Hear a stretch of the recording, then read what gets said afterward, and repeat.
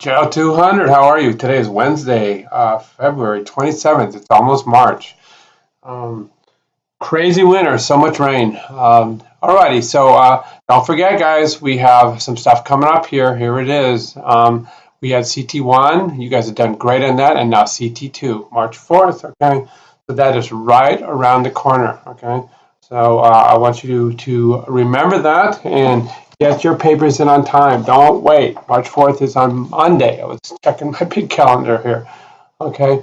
So same thing with discussions, quizzes. I know a lot of you guys wait till the last minute. There's no need to wait till the last minute. Just get it done, okay? Then that way you relieve your stress and you're less likely to become depressed, which is a topic of today's video lecture. Okay, so remember in terms of this critical thinking assignment, I did it last video. I'm going to do it this video. We're going to start right in there because I know this is probably something a lot of you are honing in on right now. Okay, so we're going to go past CT1, which was great, and here we are, CT2. Okay, so this is our goal right here in terms of learning objective. But more important here, you are all in part of a clinical team. Okay, and so this kind of describes your patient. Okay, and you need to respond to the prompts in here. Okay. Right here, there's a question. What tests will you run and what treatment recommendation do you make for this patient? Okay. What would you tell the family about his prognosis? Okay. Somebody with Alzheimer's, it's unfortunately it's not a great prognosis, and we'll find out about that later. Okay. And tell the family about the link between diabetes, heart disease, and Alzheimer's. Okay. I mentioned it last time. Alzheimer's disease is now colloquially referred to as type 3 diabetes because roughly 80% of Alzheimer's patients have diabetes. And heart disease, of course, is a very common cause. It's very tightly linked, to diabetes. And people that get heart disease get Alzheimer's disease. So they're all kind of has to do with a breakdown in the vasculature and bad things leaking into the brain. And when they do, especially the immune system gets in there, you get this inflammation and brain cells die off. And once it becomes a downward spiral where the inflammation gets worse and worse and worse. The leakiness of the blood vessels gets worse and worse and worse. And there's no stopping this runaway locomotive. It's just a progressive disease. And we'll see that the drugs we have just kind of treat symptoms for a while. The drugs work very poorly. Okay. All righty. You can include graphs and charts. Okay, and they don't count towards your 2-page limit. All right. So again, here's some questions. So type 1 diabetes versus type 2. Okay, this is juvenile. This is an autoimmune disease, right? So you have no pancreas for producing insulin, and so no endocrine pancreas that's responsible for producing insulin because the immune system attacked it and destroyed it, so you have to inject the insulin. Type 2 is genetically a risk. Okay, this is also as genetics, type 1, but type 2 has a genetic risk where you become insulin resistant, but you can modify the course of the disease with diet and exercise. Okay, and you can take drugs other than insulin. All right, so that's important. Okay.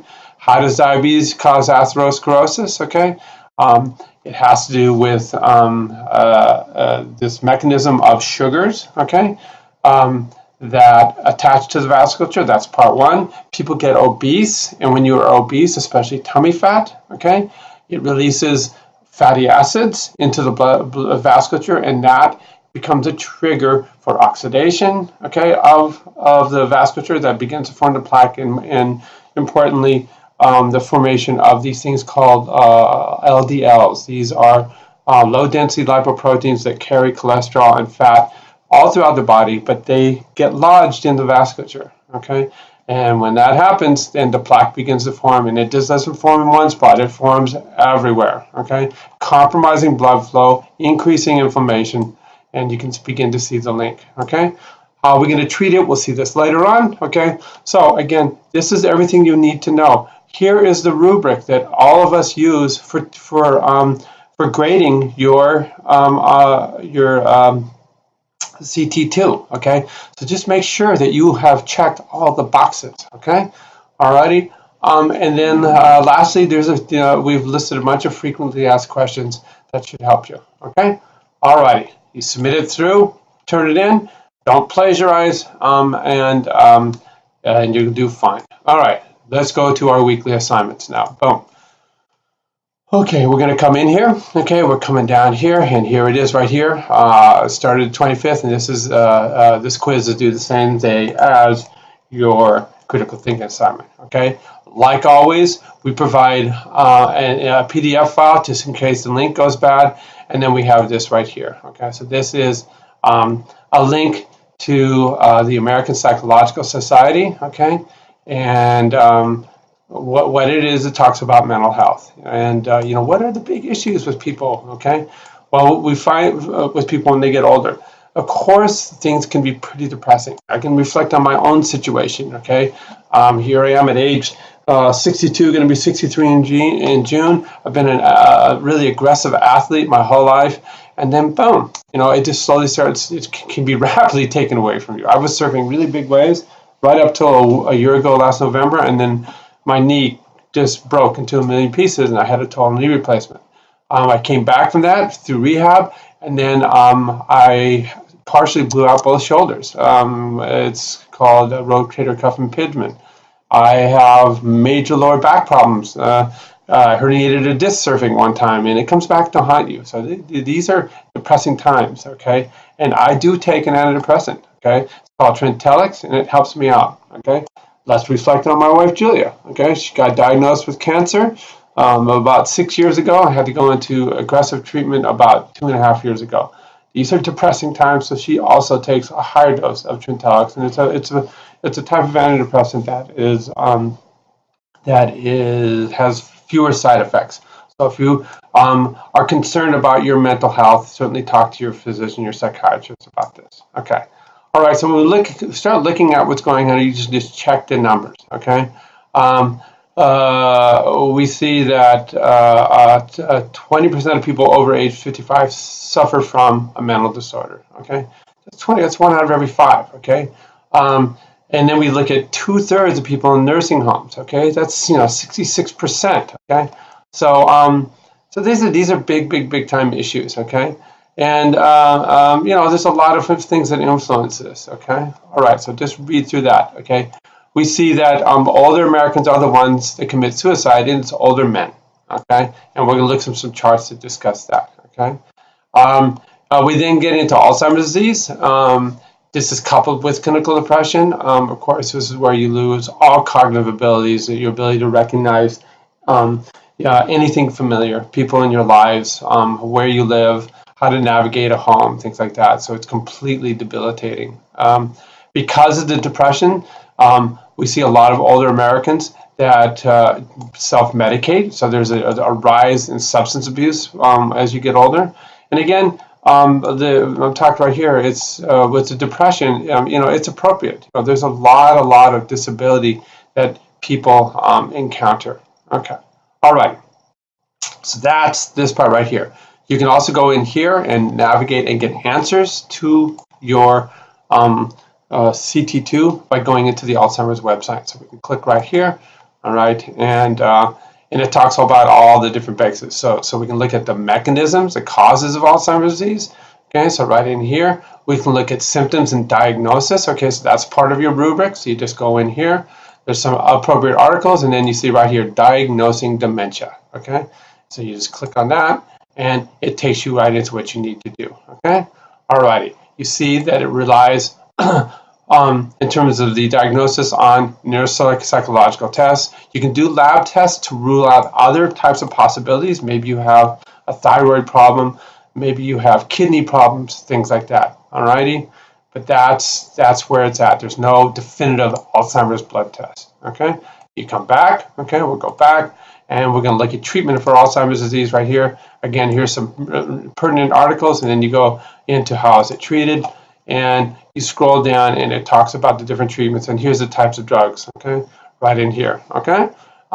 Again, they treat the symptom. They have a losing efficacy as the disease progresses. Okay, so they're not the best solution. Expensive, and I wish we had better, but we don't. Okay, alrighty. So let's go back to the web page. Okay, we can look right here as facts and figures, and this comes up. Okay, we start looking at the number of people with the amazing this right here protected 14 million, and I just kind of put up I just Googled something to look at the likelihood to kind of shock and awe you, and we see right here. So we see that when we look at Alzheimer's disease, the majority are 75 and older. Okay, and we look at the percentage. Okay, so 3% of people 65 to 74 have Alzheimer's, and then you see the jump, 17%, almost 20% of 75 to 84. So 1 in 5, and then boom, almost 1 in 3 at 85 and older. These are horrible statistics. This is a disease of survivors. So you have beat cancer, okay? You're beating diabetes. You've beat heart disease, and then boom, this happens, okay? So it's tragic that we don't have better, okay, solutions for this. And the cost for maintaining care is exorbitant, okay? So we'll talk about that later, okay? So watch this right here, this video right here on the mechanisms of Alzheimer's.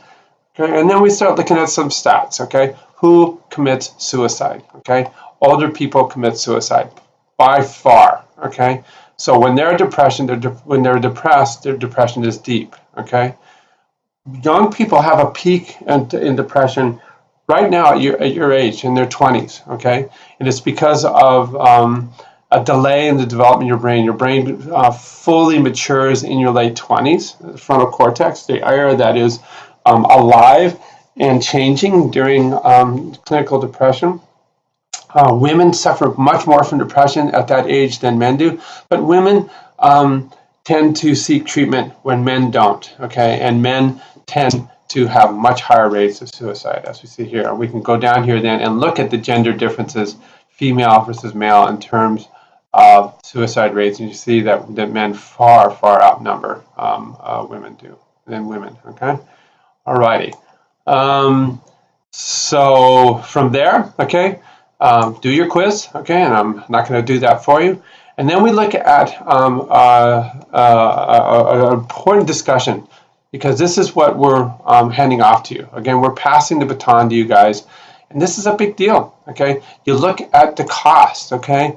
It costs American businesses $33 billion annually. We have $26 billion due to lost productivity in caregivers, okay? So this is something that you're going to have to deal with when you're older and you have to fly back across the country to help your parents, okay? Because they're now elderly, you're not working, all that time is downtime, okay? And it's a big deal. And then there's actual cost of care, okay? So an assisted living facility, when you are completely mentally intact and you have pretty good physical abilities, it's still going to cost you, in the range of 30, 40 grand a year, okay?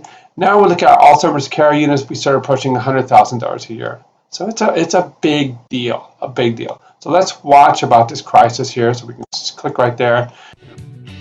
And it talks about caregivers, okay? And then this shows you right here an amazing documentary about somebody that has Alzheimer's. You can see what it's like and the effect that music has, which is really cool. But I want you guys in here to come up with some policies, because this is what we're putting into your lap, okay? Alrighty, guys. So that is where we're at here. I'm looking forward to your CT2s. I want you guys all to be doctors, and I really am looking forward to your for your perception on caregiving, because caregiving is a big deal in everybody's lives. Okay. All right. We'll see you next time.